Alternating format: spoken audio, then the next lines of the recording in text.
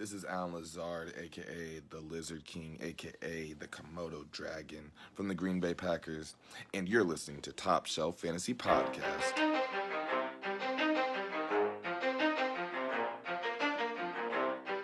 You ready? Let's go! This is your 2018 defending champion and your 2019 Strelly. I'm Tom, drinking a green from Treehouse. What's up, boys? It's Baldy.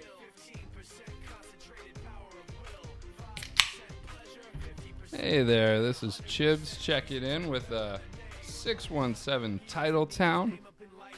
Titletown. We get it.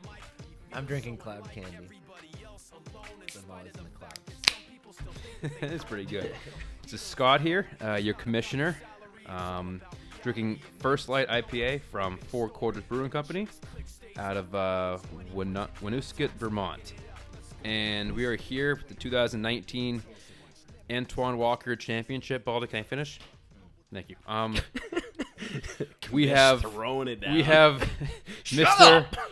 Baldinelli, Mr. Cobley, the top two teams to finish the regular season, top two teams to make it to the championship. How we doing, guys? We nervous? Well, playing his team, yeah, a little bit, but happy to be here. I think I got a good chance. Took him down once already this year. It's just, one big week can change everything. So, You beat me? yeah, dude. Oh, I forgot about that. Yeah, knocked you off. You the lost street. some games. That was Yeah. so long ago. I know, it was a long time ago. so but- long ago. Yeah, it was a long time ago, but it happened.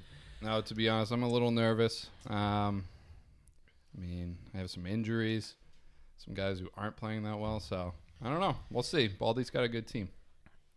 Yeah, well, Chib's team is really good too, and What? Dak's shoulder's falling off, so I don't know. I don't know about that either. He hasn't thrown a ball yet this week, right? Yeah, no. No, we were just looking it up, too. Chibs is now the all-time most points in a season. congratulations. By like 150 points or something. I think it's more than that. Thank you. It's a lot. 22, It's a lot. 77. Yeah, that's a ton. I mean, shit, look at his team. you kidding me? Should we take First that? off, I got to give credit to Chibs here.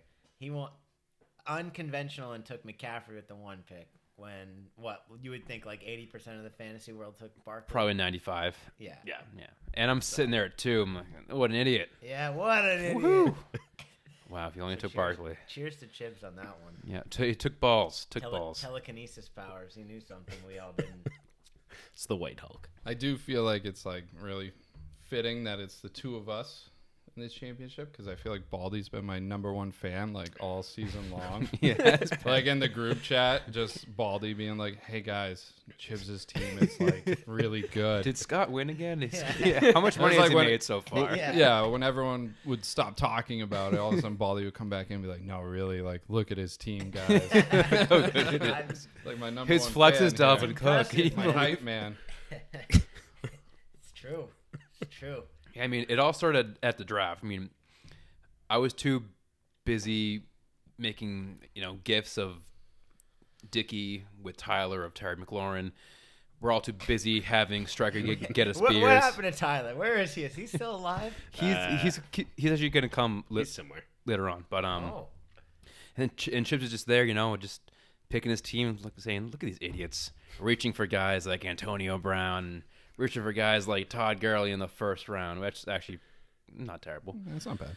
No, but then you pick those 3 running backs in a row, follow that up with I don't know what was after that, Cooper Kupp.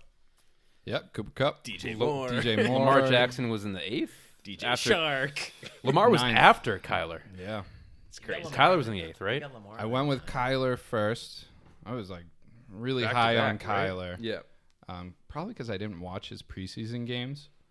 Because I remember after I did the pick, everyone was like, Oh, he looked bad yeah, last week. like really crapping on my pick. But yeah, I got Lamar Jackson in the 9th round, which Yep, is huge. You took him right the pick before me, and I was Yeah. very, very furious. So I just, I took the next best thing up and Philip Rivers, which they didn't have a similar season by any means, but I don't regret it. Right? All right, so one of the listener questions from George was, did you have a strategy about your draft? Like, did you get there and then go, I'm just going to nail running backs, or did you see Dalvin Cook there in the second? And you're like, well, I'm going to win this league. So I definitely went in with like a little bit of a strategy. Obviously, it like comes down to what pick you have. I got lucky and got the first pick overall, and I really liked McCaffrey just because of like his pass catching ability. So I knew I was going with him. And then in all the mock drafts I did, for some reason I kept getting like Dalvin Cook, Nick Chubb. And then when I saw that coming around the bend, and Scotty didn't, I forget who you took. I think it was Antonio Brown. Antonio Brown, yeah. Whoops. Which it wasn't a bad pick. No, not at all. I didn't know he was going to be a psych- whole rape psychopath guy, At but the time, Yeah. it was a good pick. But yeah, when I saw those guys coming around the bend, I was like, oh man, I have to take them both. I was a little worried about my wide receiver situation, but then I hit on some guys. DJ Moore had a huge year. Cooper Kupp has been pretty good. And then I had Galladay for a while too. traded him to Strike Tyler. Yeah, I traded him to Striker. That was a terrible move. And then I knew I wanted Lamar Jackson and Kyler Murray. So, I don't know. I like kind of went in with a strategy. I went in with like a couple of guys I definitely wanted to get. And you were pretty good on the waivers too. You know, you got Kenyon Drake, you got Darren Waller to start the season. So Yeah. you picked up some good handcuffs, some good bye week fill-ins. So overall, pretty good job. And Baldy is on the complete opposite side, going, I didn't know this guy was on this team the day of the draft. Yeah, Oh, Tevin Coleman. Yeah, but But you ended up coming out with a But pretty look at solid me draft. now. yeah, I mean, I have a couple staples that were part of a strategy. Like one of my big strategies this year in all my fantasy teams was to have a strong tight end. I don't think I've really ever had a good, solid tight end. And so I got Kittle this year in the third round. And I wanted to draft durability at my top spot. So one of the reasons why I went with Julio after Zeke instead of Cook, because I didn't know if he was going to be injury prone like he is right now or earlier in the season. So I went with the durability there, and then it kind of panned out. I had a lot of ups and downs, so not as consistent as Chib season, that's for sure. But No one is. Nobody ever has been. Don't compare. incredible. But no, I mean the quarterbacks were solid. I got them fairly late. Like I didn't reach for either Prescott, I don't think, or Wilson. Zeke was solid, Julio was solid, and Kittle was solid. And then I kind of filled in from there throughout the year, and it worked out.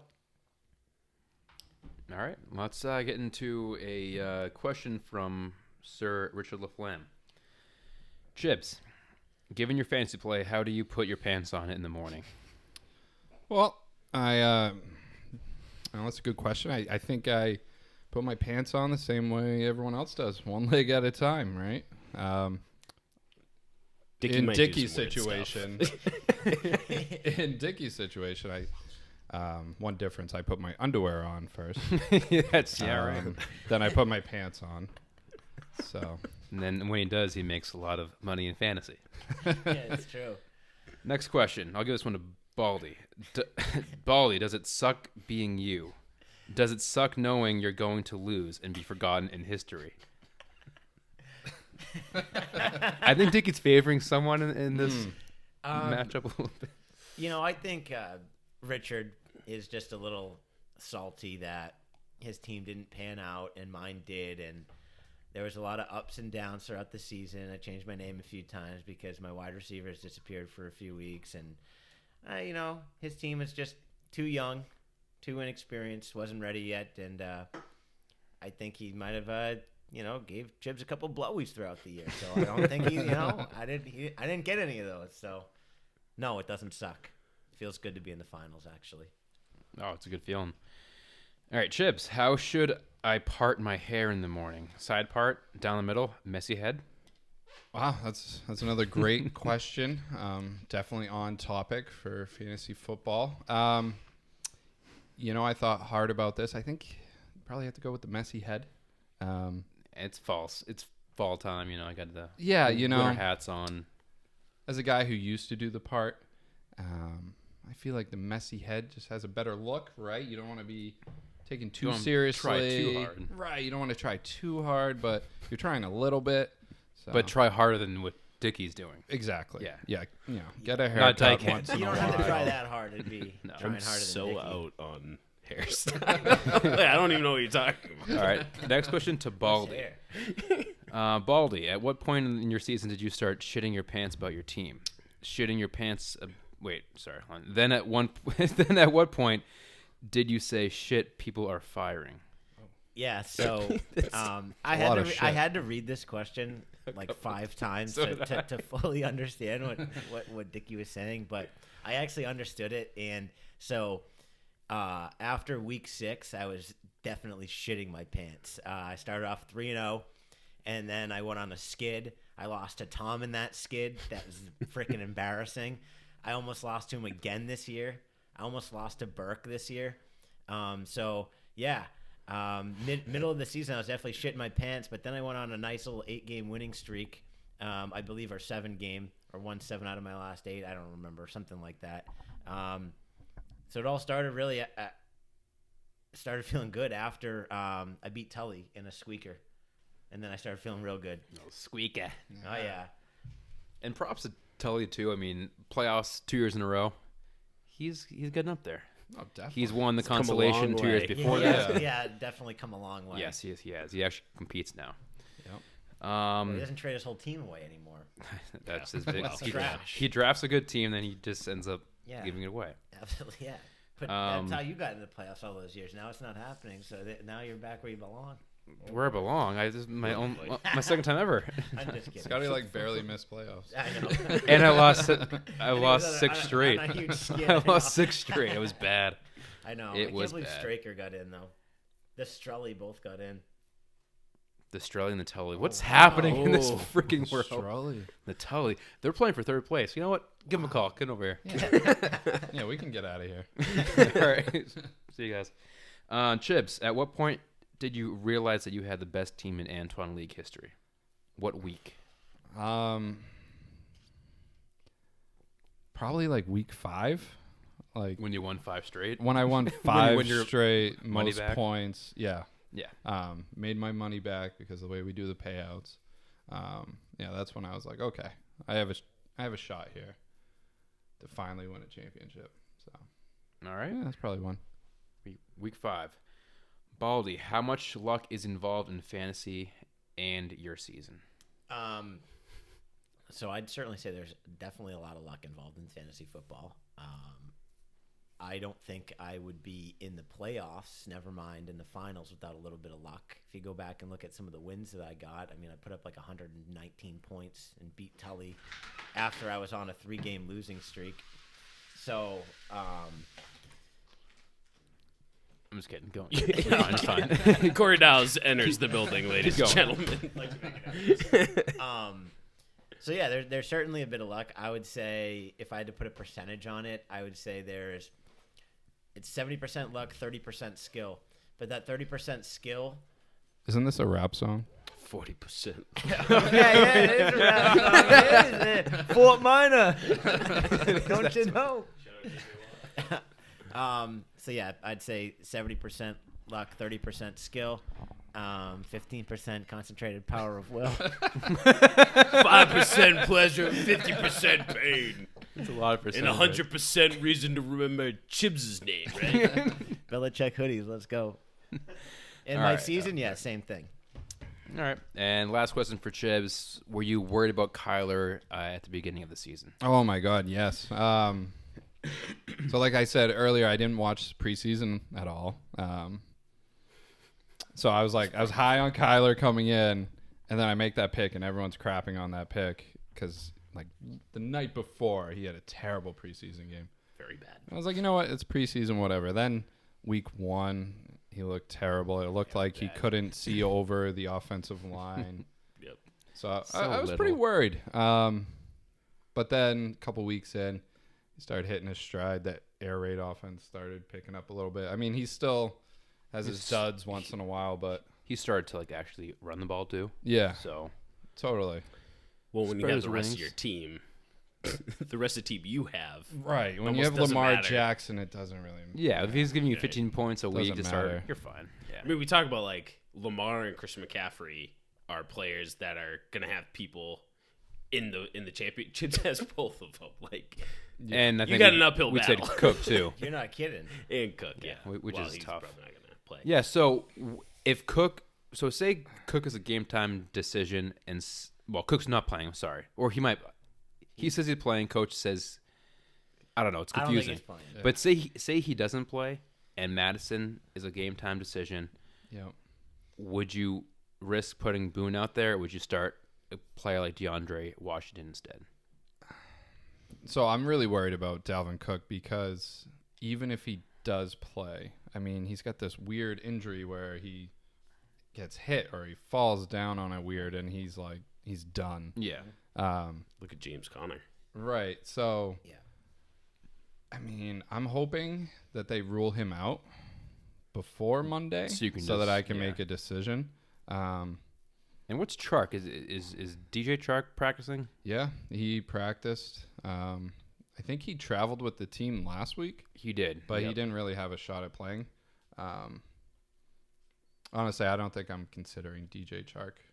I mean, maybe for wide receiver 3, but for the Dalvin Cook thing, I might just go with DeAndre Washington to be safe because he has a floor there. Like, he's going to get some carries. Yep. And it is for the second flex spot, so I feel like as long as I get some solid production there. I'm also considering Hollister because he's playing Great Arizona. matchup. Great matchup. Yeah. I mean, you do got some options. Yeah. Man, if you beat me with 2 tight ends, that would sting. That'd be Would you That'd be make a nice. change to your line? I mean, your lineup looks pretty solid. The Yeah. way it is right now. Yeah, the way it is right now is I think it's best options for floor and ceiling, honestly, based on what I have. Like, I don't really trust John Brown or Beasley against New England at all. Like, if anybody, I would trust Beasley more in the slot because he's not going to see Gilmore, and John Brown will take Gilmore, and he's not going to do anything. He didn't really do anything. Neither of them really did anything against New England last time in Buffalo. So staying away from those guys. Damian Williams, that whole backfield a crapshoot, and it's been a crapshoot all year. And so I'm hoping Ward actually gets a lot of targets because I think Garcia Whiteside or whatever his name is Arthega. Arthega Whiteside. Arthega. he's out. Are you sure What it's I- not Garcia? No, Garcia's a backup of Yeah, Jeff of Arthega. Garcia. Anyways, that guy, he's out, I believe, and Jeffrey's out for the season. So I got to imagine he's going to see more targets. He got like 9 targets last week and got a tutty, so maybe we'll get that Give him again. a tootie. And you can't really start Kerryon Johnson, Yeah, right? I was just going to ask that. What about that guy? No, I mean, I don't know. It's tough. Like, even if he plays, like, what are they playing for? yeah, and he's he's just gonna be out there He's just for- going to split carries with. If Bo plays, but Yeah. if Bo's not playing, it's that other Wims guy from last week. Yeah, I Two mean, he's not going to touchdowns. go in and get 100% of the snaps. I mean, It's not a great matchup either against Too Denver. risky. Too risky. No. oh yeah, too risky. No, like floor is like 0. I might just be talking you out of it though. So Ooh. So, Oh, the mind games. so know. staying on your teams, fuck, marry, kill, Chibs. Pick a player. am I answering to fuck. all 3 right now? Yeah. Oh, okay. Throw it. I wish I was more prepared. Sorry. Throughout the season, And he's with fuck, marry, kill. Pick a player from the. So Okay. kill is a guy that fucked you at some point, Okay. but pussies also fuck assholes. But I don't want to fuck him anymore. I want to kill him. You want to kill him, yeah. Right. Okay. Yeah. All right. luck, Yeah. right? Sure. Yeah. So Mary, definitely Lamar Jackson, just Mm-hmm. because he's been the most consistent player on the team. I mean, he's the MVP, so definitely have to marry him. For fuck. Oh boy. what dude is it? Oh boy. I guess Christian McCaffrey. Oh yeah. mean, You gotta sleep with McCaffrey. He's a handsome guy. Yep. He's got a good-looking girlfriend, maybe. Who knows? A little, You know? little menage a Yeah, trois going a on. little wild in there. When you win that championship, I don't think who my knows what's gonna girlfriend's happen. going to listen to this podcast. So, what's the last one? Kill. So I was thinking about. And it could be anyone throughout the season too, Right. That you've already dropped because you're like, hey, this guy's killing me. Yeah. So I was thinking about killing like Nick Chubb because I traded him away, and he's outperforming the guy I Fournette. traded for. Okay, that's so I was thinking that I'm not going to do that though. All right. I'm going to kill Manny Sanders here Yeah. I love it. because. So I love Emmanuel Sanders. He's been like one of my favorite players for a long time. I mean, thank you. It's okay. You can kill him. You could fuck him too if you want. Right. He's a You good could looking fuck guy. him then kill him. Yeah, so Manny Sanders with him, like, we know he's talented. The production could be there, but he's on the 49ers, like a really run-heavy offense. And he has these games where he crushes it. Like, Okay, he's 32 gotten points 2 20. weeks ago. Yeah, 2 weeks ago he got And then like 2. 30. He threw a touchdown, 137 yards receiving, something like that. And then the next week he gets 1 point. Yeah, I like mean, 2 points. Very whatever. inconsistent, tough offense to be in. So yeah, I got to kill that guy. All right. Baldy, on to you. So I thought about this quite a bit actually, because I was like, Who am I fucking to? yeah, exactly. Sneer Chuck. Very true. I love how a hypothetical question got like everybody feeling so awkward. So I'm gonna fuck. I'm gonna marry Zeke Elliott, and so the reason I'm marrying Zeke Elliott is because this guy's longevity. He's trustworthy. He's a first-round draft pick.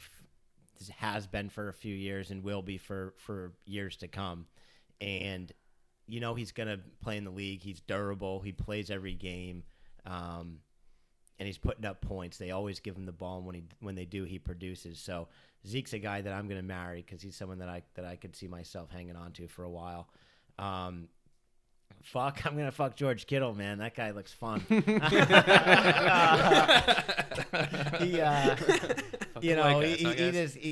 He's like one of those guys that, from a fantasy perspective, I see Kittle being like a real relevant tight end for a few years, and then potentially turns into like a Jimmy Graham type of guy, maybe not that much of a drop off, but certainly not the production level he is.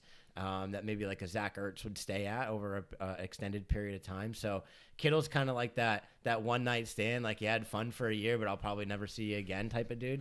And then I'm gonna kill Tevin Coleman. Fuck that guy. Oh, Yes. That guy, like, but man, he gave 42 points in like week 8. yeah, he did. And that's and then 2. oh, man, he was like the same exact dude that he was when Shanahan left Atlanta.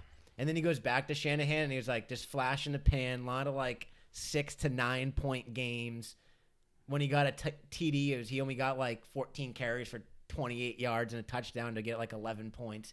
He sucks. And now Mostert's in, and I dropped him, so sayonara. And how Chibs has him, right? No. No. No, that's a different league. That's All right, incorrect. So many else. All right, start over again. All right. That was our favorite discussion all season too. Tevin Coleman, Breida, and then Mostert entered the picture. Loved and it. at the end of Screw the day, it that was team. Mostert. Like, At the end of the day, yeah, Mostert looks like he's the best back. yeah. So. So you're both killing off 49ers, which is kind of weird because they're one of the best teams in the league. Yeah. But Fuck the this is 49ers. fantasy. Well, it's Shanahan.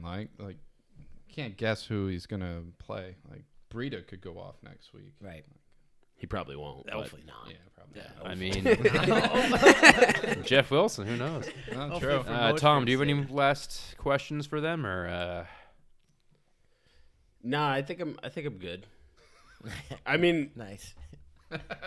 well, I wanted to ask Chibs about his trade with Tyler, the Nick Chubb for Fournette, because was that straight up? It was. I right? thought that was? was an incredibly well timed trade. Because Yeah. we were And saying, it turned out not to be that great from a fantasy perspective, but I think I would still look at Fournette as being the better running back than Nick Chubb right now, because you have Kareem Hunt, who I was shitting on you at the trade deadline party for making that trade, and it was a phenomenal trade for Yeah, you so it worked far. out. he's been Yeah. consistent. Very yeah, consistent. 10 to 15 points a So game. I thought those were two moves that were pretty good. And I thought you would have killed Breida only because you traded for him and then had to drop him. That was the guy I thought you were going to kill. Another 49er. That's actually a Another- great. another That's a 49er. great Kill point. the entire That backfield is- of the yeah. Niners. To comment on that trade, though, the reason why I made that trade is because I was like, I forget what my record was at the time, but I was like starting to look at the playoff matchups. I was looking at Nick Chubb's matchup. Cocky son of a bitch. It's probably already clinched. Right. That's championship material right there. But yeah. And I saw that he has like Baltimore this week. So I was like, all right, that's kind of rough. And then I was starting to look at running backs that are like comparable to him. And Fournette he was getting very similar like carries. He's a workhorse. And then I wanted to pair it with a wide receiver. And with Keenan Allen, I'm still hoping that he goes off. Right now he hasn't really. And DJ Moore has been just like the consistent wide receiver all season long. So, I mean, that trade could come back to hurt me. I don't know. We'll see. DJ Moore's been putting up numbers. Yeah. Yeah. DJ Moore's been solid. Rivers is just so inconsistent, dude. He's so bad now. He's having a bad season. Yeah, I'd say. Scotty start of the week. It is. I guess Rivers? I ruined that. Yeah. Well, we'll talk about that Yeah. later. But. I mean, it's last week. You can't hold anything back now. So what about your trade with Burke for Kareem Hunt? Why did you do that? Well, because Kareem Hunt's a good football player. Who dude. did you trade away for? Tyler Boyd. Straight up, Okay. Tyler Boyd for At the time, Kareem still Hunt. wasn't bad. And at That time though, we were all shocked. At that time, I'm like, that's a bad trade. Boyd. Looking back, yeah, it was perfect. Yeah. yeah, it worked out Because Boyd had one good game after that, right? Like one big game. yeah, if that, I mean, he didn't really do anything more than Kareem Hunt in terms of fantasy. Like I think Kareem Hunt's biggest game is like a 15-pointer, and I don't know if Boyd's, maybe he got a few more points than that in one game, but Kareem Hunt, his first game he got 8.8, and then from there he's been over 10 Plus every 10, single yeah. week. So I mean that's a great flex play, and it's consistent. Like he gets the ball, and Kitchens wants to get in the ball. I think that they think he's a better football player than Nick Chubb. I think he is. I think he football is player a better than football. Look, I who think did the than first Nick 2 years in Chubb. fantasy. Yeah, he he was filthy. Yeah, so that's why I made the move. Like, I just basically asked Burke, like, who would you want for Kareem Hunt, and he said Tyler Boyd, and I was more than willing to get rid of Tyler Boyd. He's just like a cog, so who cares? I mean, I think at the end of the day, it's sad that the Browns have Chubb, Hunt, Odell Beckham, and Landry, and they can't win games. Like, Yeah, they just don't know. They how have to two use the top pieces tier that they have. RBs and 2 top tier wide receivers, and they can't I mean, put it together. and both of those running backs are talented enough to be on the field Oh, yeah. all the time. You Yeah. know, and that's a Kitchens. they want it's- Kitchens long term though. It's definitely coach. Like it blows my mind. Like you have a bad offensive line. Like the Patriots overcome bad offensive lines for many years, and Totally. just coach it up. Like short intermediate routes and stuff like that. Swing the backs out. Don't be afraid to throw to them. They run these like deep freaking routes, dude. I don't understand it. They like 3-5 step drop backs. Mayfield's like immediately under pressure as he plants his last foot. He can't dropping one in the toilet and in his pants. Yeah, and then on when his he gets, fourth step. when he gets a chance, he's seeing ghosts like Darnold and throwing picks left and right. Yikes. All right, so I think that's wrapping it up. Just don't forget Saturday games. There's 3 of them. Yep. Let's go, Pat. Are we doing anything for the championship? Have we all decided that Going to Nashville. on Sunday? So I can't go. I'm going to be up in Northfield. But What's in Northfield? That's Liz's family Christmas. Okay. Her mom's Christmas party. But for everybody else in our league that's listening, what is it? Nashua started I'm guessing at Tyler's house. at Tyler's house and then Get there walk around down. noon. We'll walk down to some kind of Probably do what bar. we did. What the you guys exact did same last year. thing last year. I'll actually have you probably. I'll bring take that home, this. yeah. Ugh. I could take that. No, Not yet. you Okay. can't. You're drinking Titletown. You can't I'll touch just the stay- heritage, I'll dude. You're just gonna stay quiet. jinx it, man. I'll just stay quiet. Just stay quiet. Wally's over here. Wally's gonna end up winning it out of Carmen. But yeah, I'm good. Mind of a champion. I'm already on the trophy, looking to get on it again. All right, so to Baldy and Jibs, this is the Antoine Walker Championship. Best of luck to you guys, and I'll see you all on Sunday. Awesome. Thank you for having us. Yeah, thanks. Got a partner in crime, this shit is equally dope. You won't believe the kind of shit that comes out of this kid's throat. He's not your everyday on the block. He knows how to work with what he's got, making his way to the top. He often gets a comment on his name. People keep asking him, was it given that birth or does it stand for an acronym? No, he's living proof. Let him rock in the booth. He'll get you buzzing quicker than a shot of vodka with juice. Him and his crew are known around as one of the best. Dedicated to what they do and give 100%. Forget Mike, nobody really knows how or why he works so hard. It seems like he's never got time because he writes every note and he writes every line. And I've seen him at work when that light goes on in his mind. It's like a design is written in his head every time before he even touches a key or speaks in a rhyme. And those motherfuckers he runs with, the kids that he signed, ridiculous, without even trying. How do they do it? This is 10% luck, 20% skill, 15% concentrated power